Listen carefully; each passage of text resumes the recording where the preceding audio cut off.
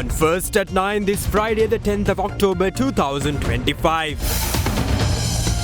Cabinet shake-up. NPP government announces first cabinet reshuffle. Minister Bimal Ratnayaka loses ports and civil aviation portfolios. Corruption concerns. Director General of the Bribery Commission claims that over 60% of state institutions are plagued by corruption. Political realignment. The Samagi Jana Balawegya signals openness to collaborate with the UNP under SJP leadership. Hunt for investment. Attracting foreign direct investments hinges on a stable policy environment, says the IMF mission chief for Sri Lanka. Implementing effective reforms key to strengthening investor confidence. Kalin baby soap rupial 90කට. Kalin baby podi හැමෝටමයි. Homelands Expo 2025 Property Investment Forum and Exhibition. Join us on 11th October, Hilton, Colombo, from 10 a.m. to 6 p.m. Call 0710 111 444. This is Derana First at 9. Live from Studio 24 in Colombo.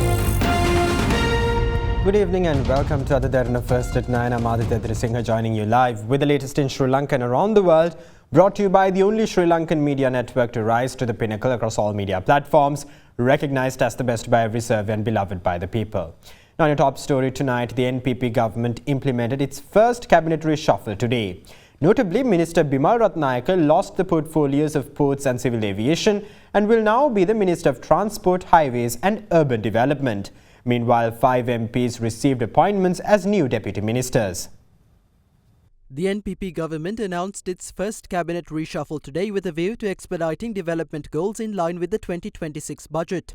The newly appointed cabinet and deputy ministers swore in before President Anura Dissanayake this morning. The portfolios of ports and civil aviation has been removed from Minister Bimal Ratnayaka, who will now be the Minister of Transport, Highways and Urban Development. Anura Karunatilaka, who was the Minister of Urban Development, Construction and Housing, will now hold the portfolios of ports and civil aviation. Dr. Susil Ranasinghe, who was the Deputy Minister of Lands and Irrigation, is now the Minister of Housing, Construction and Water Supply. Professor Anil Jayantha Fernando, who was the Deputy Minister of Economic Development, was reassigned the Deputy Minister of Finance and Planning in addition to his position as Minister of Labour. Deputy Minister of Housing TB Sarath was also assigned the Deputy Ministerial portfolios of Construction and Water Supply. Former Deputy Minister of National Integration Mohammed Munir was appointed the Deputy Minister of Religious and Cultural Affairs. Eranga Gunasekara, who was the Deputy Minister of Youth Affairs, is now the Deputy Minister of Urban Development. The Deputy Ministerial portfolio of Mass Media has been removed from Dr. Hansaka Wijayamuni,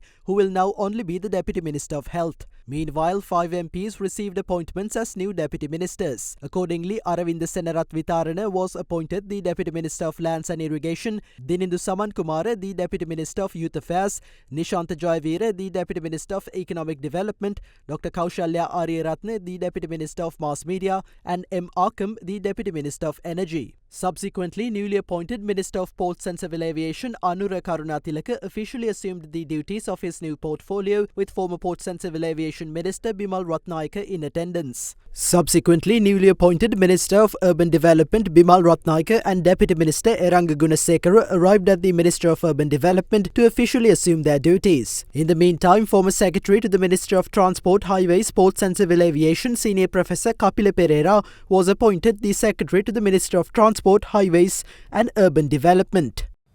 Now, Speaker of the House Dr. Jagat Vikramaratne claims that no issues pertaining to parliamentary privileges can be raised against decisions of the Constitutional Council. He made this announcement in response to a query raised by SJB parliamentarian Dayasiri Jayasekara, who alleged that Leader of the House Bimal Ratnayaka had misled the Constitutional Council when submitting nominations to the office of the Bribery Commission's Director General. Speaker of the House Dr. Jagat Vikramaratne today announced his decision on the privilege issue raised in Parliament by MP Dayasiri Jayasekara. MP Jayasekara alleged that the Leader of the House Bimal Ratnayaka misled the Constitutional Council when submitting nominations to the office of Director General of the Bribery Commission. Honourable members, I wish to deliver my ruling on the matter of privilege raised by Honorable Dayasri Jayasekara, Member of Parliament, on 7th of October 2025, as the issue raised concerned the privilege of Parliament as a whole in terms of Standing Order 29(1) of Parliament. The Honorable Member alleged that the Leader of the House had misled the Constitutional Council during the process of nominating a candidate to the post of Director General of Commission to the investigation allegations of bribery or corruption. Considered opinion that the Constitutional Council is not a committee of Parliament but distinct body established under the Article 41A of Constitution. The provision of Section 4 of Schedule A to the Parliament Powers and Privileges Act are therefore inapplicable to its proceeding. The allegations made by the Honourable Member does not disclose any matters of breach of Parliament privileges. Any grievances or challenges concerning the decisions of Constitutional Council must be pursued only through the constitutional remedy available under Article 121 of Constitution. Accordingly, I rule that no questions of privilege arise in this matter, and hence the issues raised by Honorable Dayasri Jayasekara MP will not refer to the Committee on Ethics and Privileges. Since ports and civil aviation were removed from Minister Bima Ratnayaka's portfolio, the government has regained the trust of the people. Maybe this decision was taken over the arbitrary release of containers. Nonetheless, we congratulate the government on its decision. There is hope now an impartial investigation since the suspect has been removed from an influential post. Parliament will be appraised of the cabinet shuffle. The cabinet was not shuffled over the allegations made previously. The cabinet was shuffled in a bid to optimize our development journey. The ministry in question was vested with new and broader responsibilities. This house will be informed of those details soon. We are ready to work with competent ministers such as yourself. Similarly, we expect to develop posts under the new subject minister's leadership. Citizens have been rendered helpless by illegal financial institutions operating island-wide. On certain occasions, the online loan mafia blackmails people to extort money. Furthermore, those involved in seizing vehicles are doing so illegally. They illegally take possession of vehicles, completely disregard orders of the Inspector General. What measures will the government take to curb these illegal practices? We are already working with the central bank to prevent money laundering and to combat the financing of terrorism in Sri Lanka. A review of this matter is scheduled for March next year. Additionally, we are working swiftly with the Financial Intelligence Unit. Certain institutions which aren't regulated will be brought within the mandate of the regulatory authority. It is with great pleasure I inform this House that an international award has been bestowed upon the Ministry of Plantation and Community Infrastructure. A few days ago, at a tea industry expo in Osaka, Sri Lanka entered the Guinness Book of World Records. The new Vitanakandi tea factory in Sabargamuwa took home the golden prize. A kilo of this factory's black tea was sold to the highest bidder at a record-setting price of $860, which corresponds to 255,000 Sri Lankan rupees. We see this as a great opportunity for the advancement of our country's tea industry. One of your ministers claimed erroneously that you won the Nobel Prize. The minister who made the mistake is the Minister of Industries. However, since the matter falls under the mandate of the Minister of Plantation Industries, you would have been better served if only the subject minister was allowed to comment on it. However, when the other ministers intervened, they made a mess out of the situation. This is why we raised these concerns. We also haven't received the letter concerning the former speaker from Japan. Perhaps the former speaker is still looking for it. Estate workers requested wage hikes from every successive government. It's been 11 months since the subject ministers swore in. However, no wages have been hiked yet. වතු කම්කරු වැටුපත් රුපියල් 1700ට ඒ මිනිස්සුගේ ජීවන තත්ත්වයට සරිලන ආදායමක් වෙන විදියට අනිවාර්යයෙන්ම ආණ්ඩු කුමාර දිසානායක ජනාධිපතිතුමාගේ ආණ්ඩුව වැඩි කරනවා කියන එක මේ පාර්ලිමේන්තුවේදී මම මතක් කරන්න කැමතියි. Director General of the Commission to investigate allegations of bribery and corruption, Ranga Disanayake, claims that over 60% of state institutions in the country are corrupt. Speaking at an event, Disanayake asserts that the fight against corruption is a collective responsibility of all citizens, not a sole burden of governments or commissions. ලංකාව යන්න ඕන තැනට ගිහිල්ලා නැහැ කියන එක අපි සියලු දෙනාම දන්නවා. Sri Lanka is still striving to realize its full development potential. It is increasingly clear that achieving this goal requires a profound and far-reaching transformation. The recent ruling by the Supreme Court confirmed that the country's economic downfall stemmed from a series of failures that ultimately infringed upon the fundamental rights of its citizens. Beyond the legal judgment, a review of certain individual personal records paint a vivid and troubling picture of how this crisis unfolded. The Bribery Commission, as reconstituted under the Anti-Corruption Act, is completely different to that of the previous commissions. The Act clearly indicates the provisions required for the Bribery Commission to operate as an independent entity. However, it is regrettable that some of the legislative concepts embedded in the Act lack clarity. Ironically, even those who were instrumental in drafting the law now struggle to interpret its finer points. When listening to the remarks made by certain politicians, it is difficult to reconcile their statements with the very reforms they helped introduce. Citizens often change governments with the hope of eradicating corruption. Yet there is a prevailing misconception that the responsibility for doing so lies solely with those in power. When a particular administration fails to meet expectations, the electorate simply replaces it with another, expecting different results. But in reality, the fight against corruption is not the sole burden of governments or commissions. It is a collective responsibility of all citizens. How often do we, as citizens, turn a blind eye to wrongdoing? Our data reveals that over 60% of state institutions are affected by corruption. We at the Commission are acutely aware of the immense challenges this presents.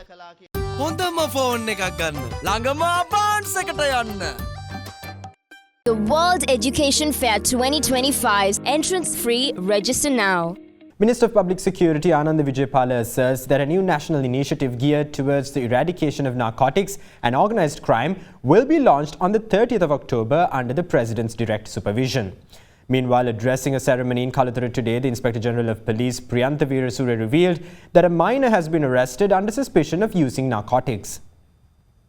The passing out ceremony of the Inspector General's Challenge Trophy National Cadet Corps was held today at the Sri Lanka Police College in Kalathura. The ceremony was presided over by the Minister of Public Security Anand Vijaypala and the Inspector General of Police Priyantha Veerasuriya. At the moment, the biggest threat looming over the country is narcotics. A 13-year-old boy was also arrested with narcotics in his possession. Apprehensions alone will not improve the predicament. Children must understand the repercussions of addictions to narcotics. They must want to protect their own futures. A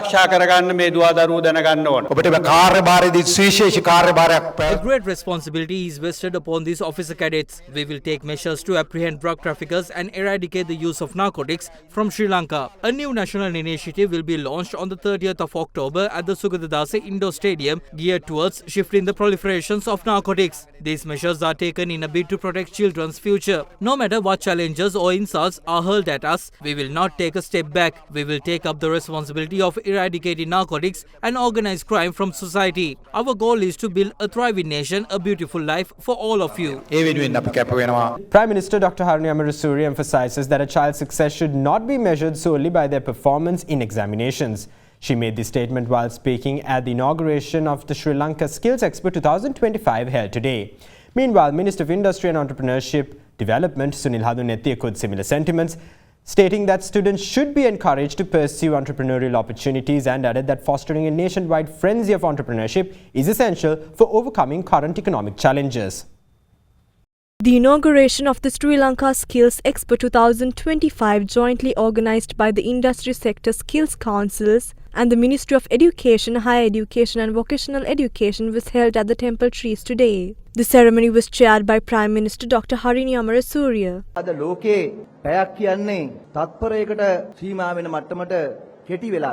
When opportunities expand, competition grows, and as a result, days and hours pass by rapidly. To face global competition, education, skill development, industries and entrepreneurship must go hand in hand.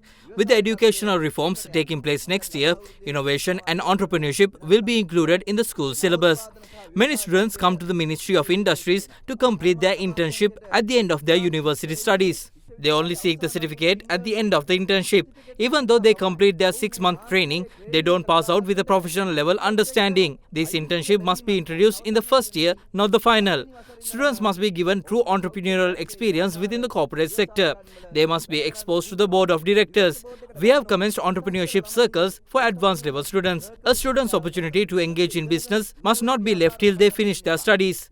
We must have an entrepreneurial frenzy to overcome our economic challenges. අපි පොරොන්දු වෙන්නේ කිසිම ළමයෙක් අපි අතාරින්නේ නැහැ කියලා. We assure you that no child will be left behind. We intend to take all students towards success. The yardstick of a child's success should not be their performance at an exam. We must end the practice of publicizing on banners the names and faces of students who perform exceptionally well at exams. We must end the practice of publicizing on banners the names and faces of students who perform exceptionally well at exams. Instead, Sri Lanka's approach to education must be one that ensures successful future for all. Education must not be a burden to children. It must be a space that inspires happiness, creativity and strength. That is the transformation we intend to do. Now, Archbishop Malcolm Cardinal Ranjit has urged the government not to undermine the affection and respect that children have for their parents and teachers under the pretext of enacting laws against child abuse. He expressed these views while attending a church service held in Kandana this morning. The Mass marking the 150th anniversary of St. John the Baptist College, Kandana, Nagoda, was held at the St. John the Baptist Church in Nagoda this morning. The Mass was presided over by His Eminence Malcolm Cardinal Ranjit, Archbishop of Colombo. There is a rumor circulating in the country that parents will no longer be allowed to scold their children. If that happens, children could file a police complaint claiming mental harassment and have their parents punished. Sometimes a teacher may simply ask the student to get a haircut. If this proposed law comes into effect, it is said that a student could file a police complaint and have the teacher arrested citing mental pressure. This is wrong and we cannot accept it. Not everything practiced in Western countries suits Sri Lanka. We have our own culture, tradition, religion and ethics, and these must be respected. We urge the higher authorities not to take such actions.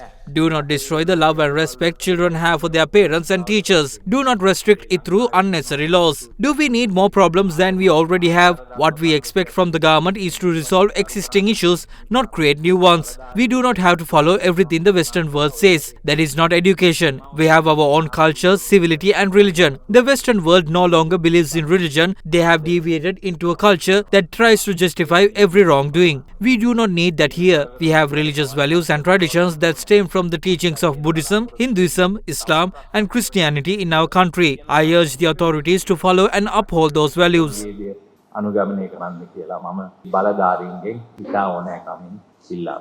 Opposition leader Sajid Premadasa claims that the Samagi Jana Balawege has decided to politically collaborate with the UNP, however under the guidance and the leadership of the SJB.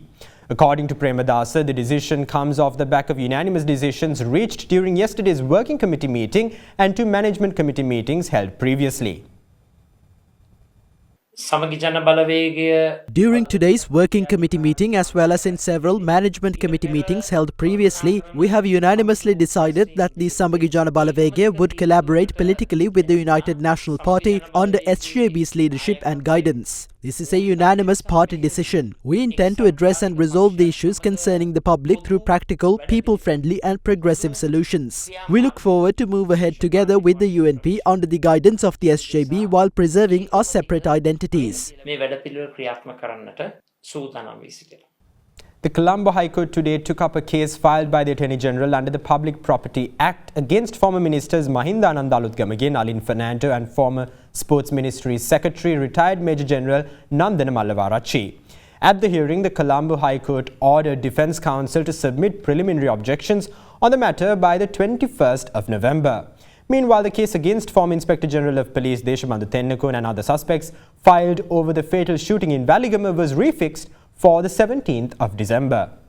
The case filed by the Attorney General against former ministers Mahindananda Alutgamage, Nalin Fernando and former Secretary to the Ministry of Sports retired Major General Nanda Mallavarachi over the import of sport equipment was heard today at the Colombo High Court. The case was filed under provisions of the Public Property Act. After deliberating on the submissions made by all parties, court ordered Defence Counsel to file preliminary objections by the 21st of November. Meanwhile, the Colombo High Court fixed the case filed against former Minister Priyankara Jayaratne for hearing on the 10th of December. The case against Jayaratne was filed by the Bribery Commission over corruption charge. The Bribery Commission served indictments on the accused, charging him of committing the offence of corruption by influencing officials of the Civil Aviation Authority to deposit an amount of 494,000 rupees to a bank account in Chilau during his tenure as the Minister of Civil Aviation in 2013. The Colombo High Court also ordered the case filed against former governor of the Central Bank of Sri Lanka, Ajit Niwad Cabral, and 4 other defendants be taken up for hearing on December 17 this year. The former CBSL governor and 4 other defendants were accused of causing a loss of 1.8 billion rupees to the Sri Lankan government through the Greek T-bond investment in 2012. In the meantime, the case filed against former Inspector General of Police Deshabadu Tennakon and other suspects over the fatal Waligama shooting was taken up in the Matara Magistrates Court today. Considering the submissions made, Matara Magistrate Chatura Eranga Disanayaka refixed the case for the 17th of December, permitting the authorities to seek the Attorney General's instructions. Now in other news, the Sri Lanka Army celebrates its 76th anniversary today, marking decades of dedicated service since its establishment on October 10, 1949. Over the years, the Army has played a pivotal role in safeguarding the nation, most notably in ending 3 decades of terrorism and restoring peace. As guardians of national security, the Army continues to respond to emerging threats while also contributing to the country's economic, social and agricultural development. From humanitarian missions to disaster relief, their service extends far beyond the battlefield. A solemn tribute to fallen soldiers and heroes was held at the National War Heroes Monument in Battaramulla.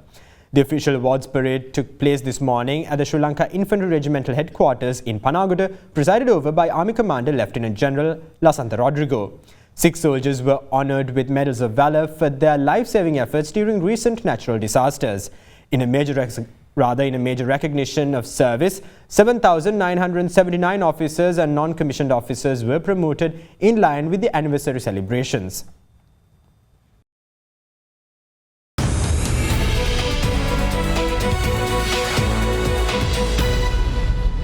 Welcome back. Now, the IMF Mission Chief for Sri Lanka, Evan Papageorgiou, emphasizes the importance of maintaining a strong and consistent policy framework to attract FDIs. Speaking at a press briefing yesterday, he highlighted that a solid track record, policy continuity and effective reform implementation are crucial to building investor confidence. Papageorgiou also notes the need for improved financial intermediation to enhance the overall business environment in the country. Commenting on Sri Lanka's external sector, he added that robust tourism and remittance inflows are helping to offset pressures and contribute to reserve accumulation.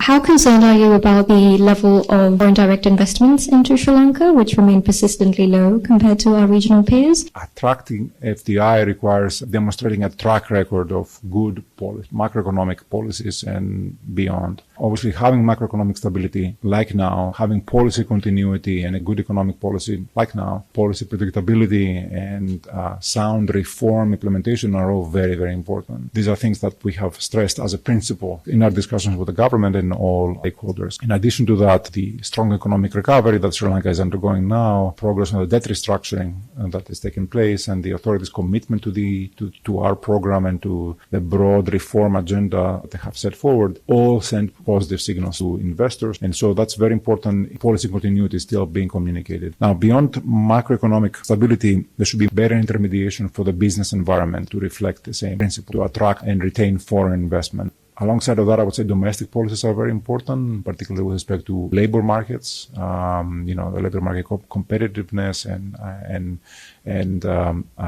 having access to a good stock of capable workers is crucial. So in that regard, removing rigidity or relaxing rigidity, streamlining labor laws are very important. FDI and investment also sometimes come hand in hand with tax exemptions. One structural benchmark, or two rather, structural benchmarks under the program have to do with the SDP and the Port City Act, as you know, on tax exemptions. This is something that we have been discussing very closely with the authorities. The vehicle import estimated value of the imports is going to be around 1.8 billion dollars for 2025. In this context, does the IMF think it's a potential vulnerability to rebuilding reserves and managing exchange rates? One has to think that these vehicle imports, the vast number of these, may be associated also to other decisions, including also the pent-up demand, the ones that after you have stopped imports for so long, there is enough of a momentum to push them forward. In terms of the link to reserves, the reserve accumulation is an outcome of many variables, not just the imports of vehicles, which remove dollars from the market, but also offsetting aspects with strong tourism, strong remittances and general strength on the exports. So there is a counterbalancing act. The central bank is on pace or ahead of pace. So our expectation is that this is not affected now. Now, the fourth edition of the Women Global Economic Forum, organized by Women in Management, was held recently in Colombo, bringing together over 30 global and local speakers. Discussions focused on a wide range of topics, including sustainable development, artificial intelligence, trade, diplomacy, and global peace. Women Global Economic Forum, organized by Women in Management, was held recently in Colombo. Every time women were called to speak about gender, never speak about politics, economic, trade, investment. I wanted to change that because we are not only good at women, we are good at many things. This country runs by us. Sri Lanka has some good leaders' potential. It's up to us to make sure that they navigate the next few years so that they don't get pushed out of the funnel due to pressures and politics and biases. Borderless economy is becoming the phenomenon for the next generation, doing business without the worries of defined borders, but skill is going to play a very vital role, and the skill enhancement needs to have a wantingness to share the skills that we have with the community, society, with the values. The future leadership lies in tearing down walls and building bridges between economies, people and nations. Women leaders often excel at coalition building, listening, uniting and creating consensus where others see division. This is a leadership gift the world urgently needs. A panel discussion themed Diplomacy in a Changing World, Women Leaders Shaping Global Cooperation and Peace was held during the event. How can women in diplomacy navigate and harmonize cultural and religious contexts? Women can do a lot of work provided they're aware of their status culturally, religiously, and they can develop counter narratives. How you articulate your strategy in terms of the plight that women are facing. You have to give them back the answers, taking from what they are bringing forward negatively. Kill the negativity and bring out the positivity. How do you see women leaders leveraging economic diplomacy to promote peace, stability in small states like the Maldives? We are on the front line of climate diplomacy. I'd like to give us a more broader response. Small island nations like the Maldives and Sri Lanka, their voices come with living experiences, daily challenges that they face, like climate change issues. To find solutions, women need to be brought up as not only victims. WPS agenda calls for women to be part of the prevention, negotiations, and then also rehabilitation. Peace cannot be established by eliminating women from the beginning to the end of peace process. As we speak about gender equality and social imperatives, it becomes a CSR. So how do we really look at this beyond that to make it more logical for our economies? 87% of the world's land is still in the name of men. And that is the biggest differentiator. When property, when houses, when assets are going to be in the name of women, that is when people will listen to us. Women are not there in the financial market. India has a different story to tell. Women are driving the space program. Women are driving the financial market. We are so good, whatever we are given, start claiming more space. How can we rethink punishment and redirect those resources towards peace building and inclusive growth? 3 decades ago, I designed a re-entry program, and I designed that program based on what I knew my brother would have needed in order to not return to a life of crime and incarceration. In that program, I made sure that I included things like case management services, so individuals have access to medical care, to mental health care, to substance use disorder treatment, include their parole or probation officer as a part of their treatment team so that they could get rid of the stigma of law enforcement. It also included a workforce development program where they had employers and transportation to get their clothes, access to clothes and access to housing. And when I did this, I had no idea that it would be the largest program in the United States. How can development diplomacy and international cooperation ensure that women's economic participation is not just aspirational? We must really invest in diplomacy that protects people. Within this context, we really need to invest more in women, not only as advocates, but also also as architects of new forms of diplomacy. Peace and economic stability are deeply interlinked, and women's leadership is really critical but underutilized. We have seen through our global experiences that women are included in peace building and economic diplomacy, that agreements are more durable and sustainable. Several other panel discussions also took place, focusing on a wide range of topics including sustainable development, artificial intelligence, trade, diplomacy, and global peace. Now in other business news, the CSE carried out a full day of trading operations from its disaster recovery site last Friday, utilizing the automated trading system Disaster Recovery Solution. The initiative is part of an industry-wide effort involving all key stakeholders aimed at testing and strengthening the market's preparedness to respond effectively in the event of a disruption. Meanwhile, the Colombo Bourse closed in positive territory today as a result of price gains in counters such as Bukit Daran, DFCC Bank and Cargill Ceylon. The benchmark ASPI gained to 121.26 points to close at 22,296, while the more liquid S&P Sri Lanka 20 gained 57.13 points to end the day at 6,219.51 points. Market turnover was 5.89 billion rupees. Foreign participation in market activity remained at subdued levels, with foreigners closing as net sellers with foreign sales worth 252 million rupees. With that, here's a look at today's foreign exchange rates.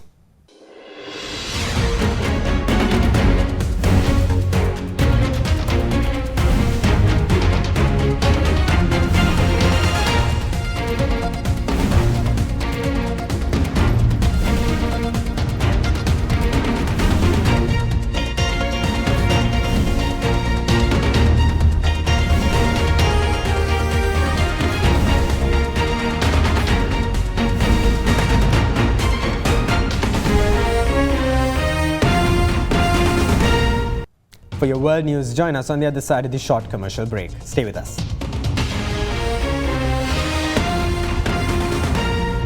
That's all the news we have for you tonight. Thank you. Have a great night.